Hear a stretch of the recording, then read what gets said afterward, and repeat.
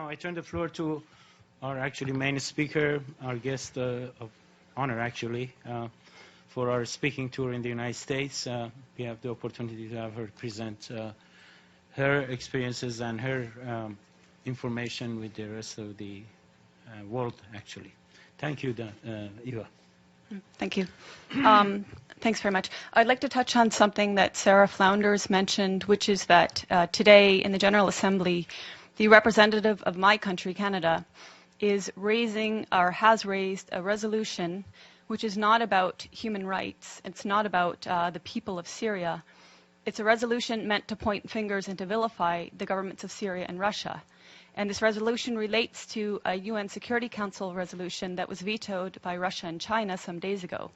That resolution pertained to another useless ceasefire in Syria, which would have no bearing on, bring no good to the people of Syria, and which follows a week of liberation of areas of Aleppo, which now amounts to about 95% of areas of Aleppo that have been occupied for years by terrorist factions. So at this time, when 100,000 civilians in these areas occupied for years by terrorist factions have been liberated, the UN, parties in the UN wanted to impose another ceasefire. And I want to remind people why these ceasefires are indeed pointless. The last ceasefire in September was from the very start negated by 20 main terrorist factions who declared they were not going to participate, and from the very beginning violated the ceasefire over 300 times during the duration of the ceasefire. And not only these terrorist factions, while the Syrians and while the Russians adhered to the tenets of the ceasefire, but the American-led coalition itself violated the ceasefire by targeting Syrian army positions in Deir ez-Zor, killing at least 83 Syrian soldiers in a prolonged attack that lasted nearly 1 hour and which enabled ISIS to overtake that position. So this is one reason why a ceasefire is pointless at this point in time. There is no faith that any of the parties that the US and Western leaders who have funded these terrorists, there's no faith that they can actually control the terrorists and get them to adhere to a ceasefire. And the people of Aleppo want Aleppo to be completely freed. And I speak having been to Aleppo 4 times, and this is the will of people in Aleppo. So on that note, I'd just like to talk about briefly, I've been to Syria 6 times since 2014, 2 of which were with international delegations, and 4 times were independently on a visa I applied for, paid for, and waited for. My trips have been self-funded or fundraised, and I've gone at my own risk and been able to travel freely in the country to areas I wish to travel to. I've been many times to Homs, to Malula, to Latakia, Tartus, Siath, Sweda, and again, Aleppo 4 times. And I mention these because I think it's important people realize I have, wherever I've gone, I've spoken in Arabic to the people I'm speaking with. What Donna, what Sarah have said, that the people support their army and government is absolutely true. Whatever you hear in the corporate media is the complete opposite. And on that note, what you hear in the corporate media, and I will name them, BBC, Guardian, New York Times, etc., on Aleppo is also opposite of reality. Aleppo since 2012 has been inhabited by different terrorist factions, among them al-Nusra, among them the so-called Free Syrian Army, which has committed the same heinous acts of terrorism as al-Nusra, as ISIS, as Ahrar al-Sham, as Nuruddin al-Zinki, which beheaded a 12-year-old Palestinian child and somehow is still deemed moderate. Since 2012, these areas of Aleppo, which have now recently been freed, their occupation by these terrorist factions has meant the greater Aleppo, the 1.5 million plus population of greater Aleppo have suffered sieges, denying them food and medicine. They've suffered for years a want of electricity and water, and they've suffered daily bombardment by these terrorists of mortars, of gas canister bombs, which are improvised and made locally, of water heater bombs, which are even more powerful and can level floors of entire buildings, of conventional weapons like Grad rockets supplied by the West, and etc. As I said, they've suffered these attacks on a daily basis, and even now, because there are still Western-backed terrorists in pockets of Aleppo, there are still mortars and gas canister bombs raining down, and people are still dying in Aleppo. This is another reason why the liberation and securing of these areas is imperative, because that will actually bring peace to Aleppo. Now, my colleagues here mentioned the nature of unity in Syria and the fact that Syrians see themselves first as Syrian before any sect. This is an important point because our media and the Gulf media has made Syria out to be sectarian, which is something the Syrians themselves have denied. But it's a tool to make people confused. It's a tool to make people believe that it's Sunnis against Bashar al-Assad, when in fact, bear in mind that Aleppo is overwhelmingly Sunni and is with the government and is with the army and is suffering from the terrorists who declare that they are liberating the city in Syria. Other points about Aleppo are hospitals in Aleppo have been attacked. I'm sure you've heard in the media that hospitals have been attacked. Well, this media is referring to the pockets of Aleppo that were occupied by terrorists. And they have manufactured stories, and I can give you a precise account.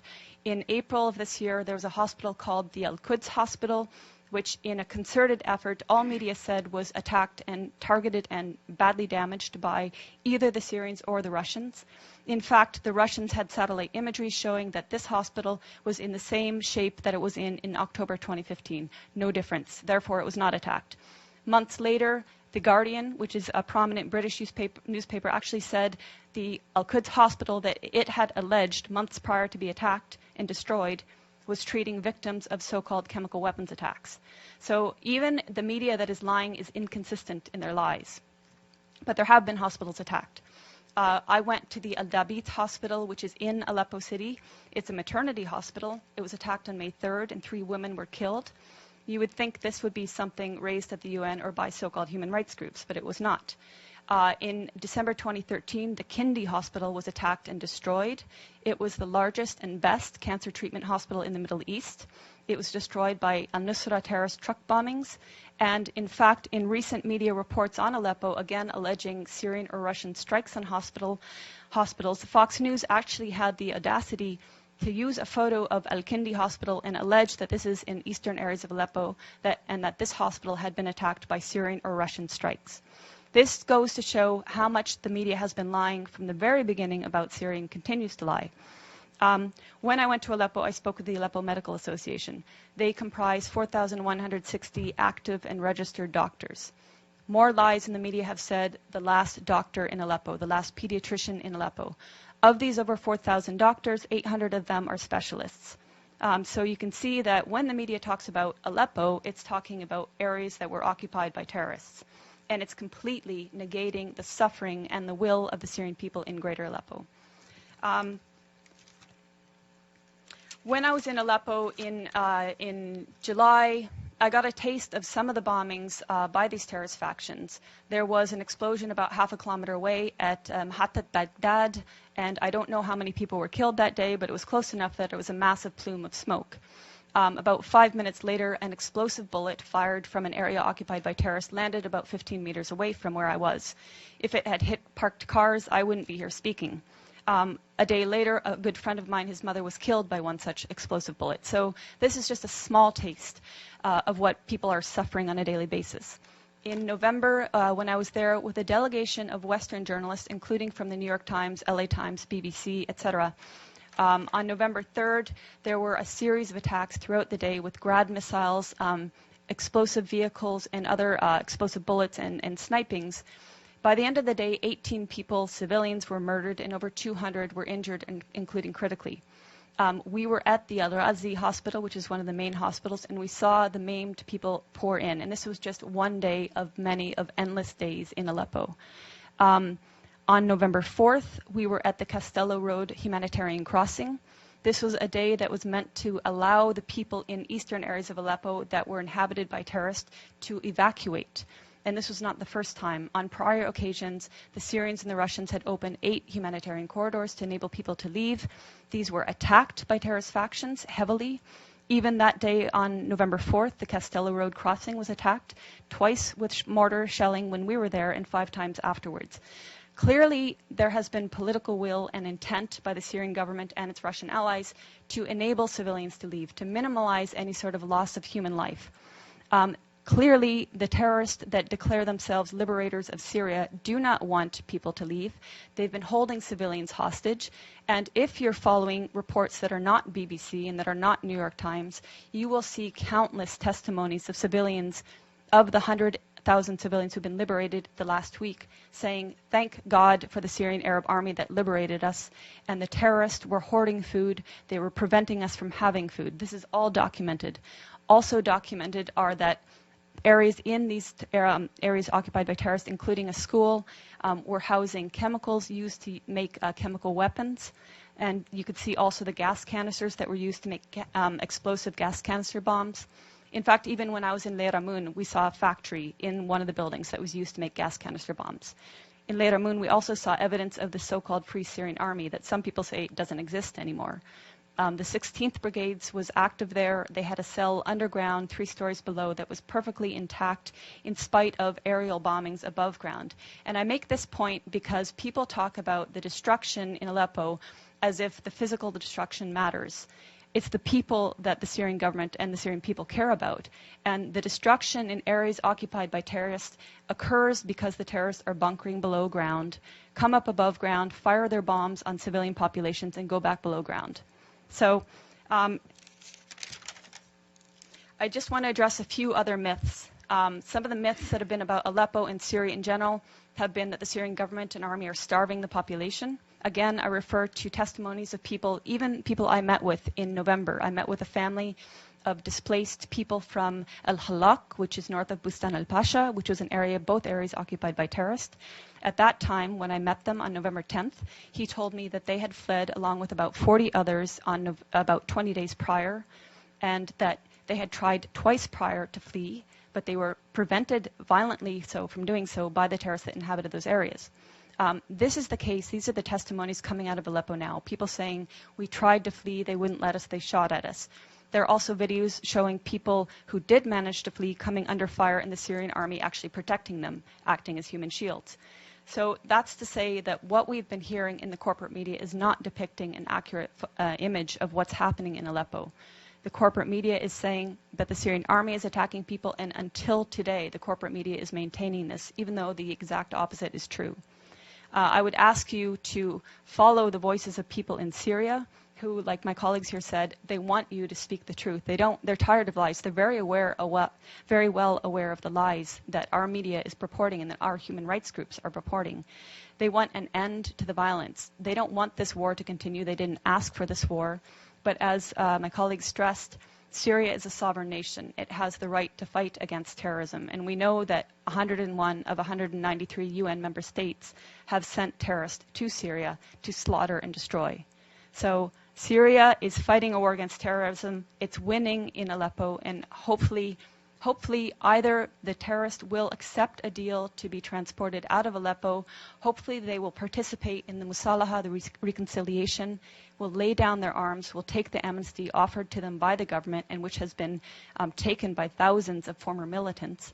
And hopefully, above all, the U.S. will stop supporting terrorism and stop funding terrorism. And hopefully this new bill will take fire, will be supported, and actually it will be impossible to fund and armed mercenaries from FSA, Ahrar al-Sham, Nuruddin al-Zinki, and all the colors in between, because they're all the same terrorists. Yeah, thank you. Thank you, Eva. Very informative. Thank you very much. Now we are open to questions, if there are questions. The gentleman in the back. Thank you very much. I'm Christopher Ronneberg with the Norwegian newspaper Aftenposten. A question for, or two questions for Ms. Bartlett here. As a journalist, I'm sure you can appreciate getting other impressions than empirical impressions from the ground. When you talk about the Syrian people and what the Syrian people want, how can you quantify that? Do you have any independent surveys where you can actually document that? And secondly, you talk about the corporate media, the Western media, the lies, and all of this. Could you explain what you think might be the agenda from us in the Western media, and why we should lie, why the international organizations on the ground should lie, why we shouldn't believe all these absolutely documentable facts that we see from the ground, these hospitals being bombed, these civilians who are talking about the atrocities that they have been experiencing. How can you justify calling all of us liars? Sure. Thank you. I mean, there are certainly honest journalists amongst the very compromised establishment media. Let's start with your second question. So, international organizations on the ground. Tell me which ones are on the ground in eastern Aleppo. Yeah, okay, I'll tell you, there are none. There are none. These organizations are relying on the Syrian Observatory for Human Rights, which is based in Coventry, UK, and which is one man. They're relying on compromised groups like the White Helmets, which, let's talk about the White Helmets. The White Helmets were founded in 2013 by a British ex-military officer. They have been funded to the tune of $100 million by the US, UK, and Europe and other states. They purport to be rescuing civilians in eastern Aleppo and Idlib, yet no one in eastern Aleppo has heard of them. And I say no one, bearing in mind that now 95% of these areas of eastern Aleppo are liberated. The White Helmets purport to be neutral, yet they can be found carrying guns and standing on the dead bodies of Syrian soldiers.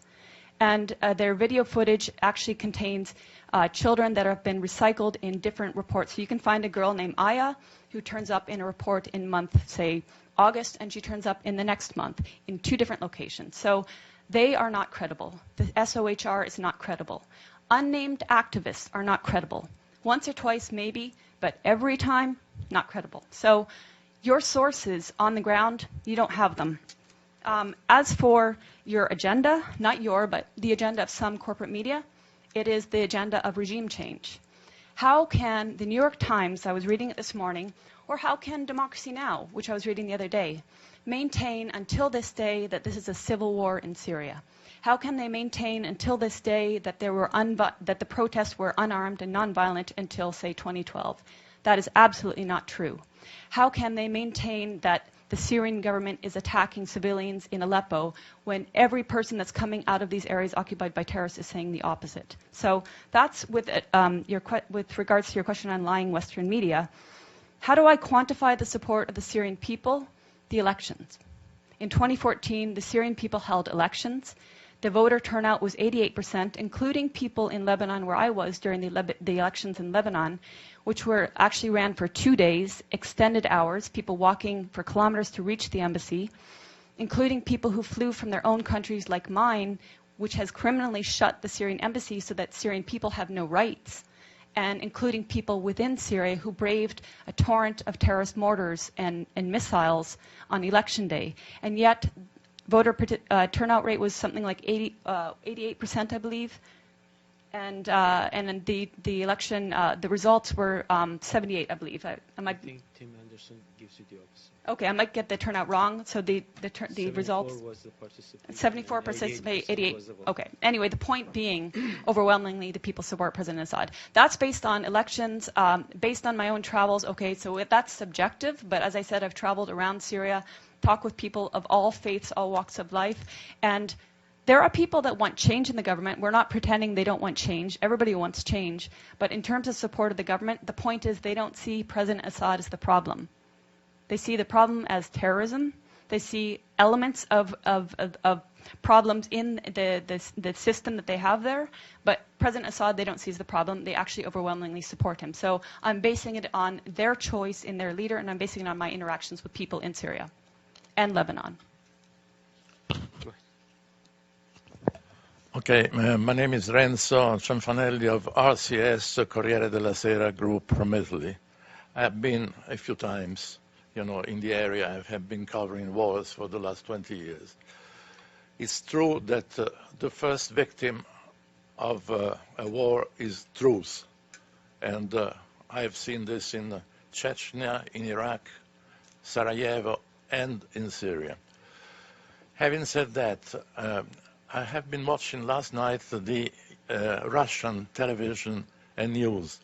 Now, they are allowing for the fact that the media in Russia are state-controlled, and so they try to massage the truth. But what they say is that Aleppo is about to be liberated. They have been showing pictures of Russians, demining units, clearing the mines, distributing food, and the picture is totally different. Now, I'm not pro-Russian, but I live there, and I don't believe that a single line or any second of TV time has been shown in this country, you know, portraying this kind of picture. So I would ask the panel, what do you make out of this? What is the actual truth?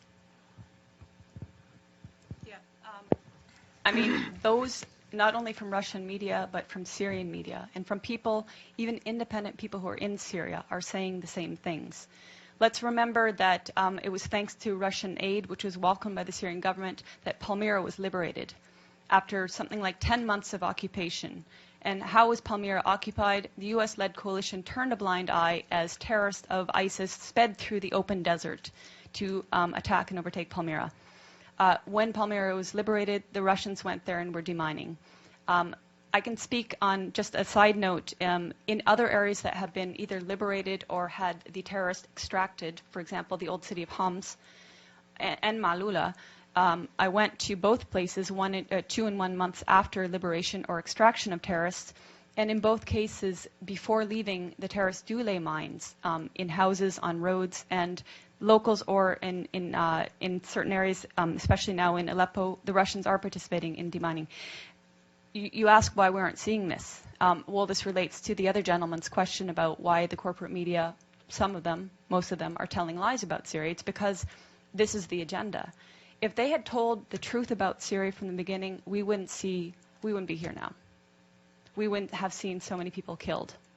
In fact, what the Russian media, which may or may not be state-controlled, depending which media you're looking at, is saying, it shows exactly what the Syrian media is saying, and it shows what independent people in Syria are saying. And I can refer to a young French gentleman who is independent. He's not political, he's humanitarian. He's been living for 9 months in Aleppo, experiencing the hell of terrorist bombings, and asking him, you know, is this true? And asking Syrian colleagues in Aleppo, is this true? Yes, it's true.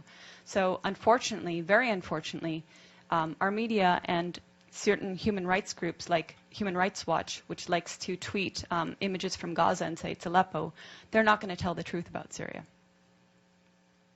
Thank you. You go ahead. Sure.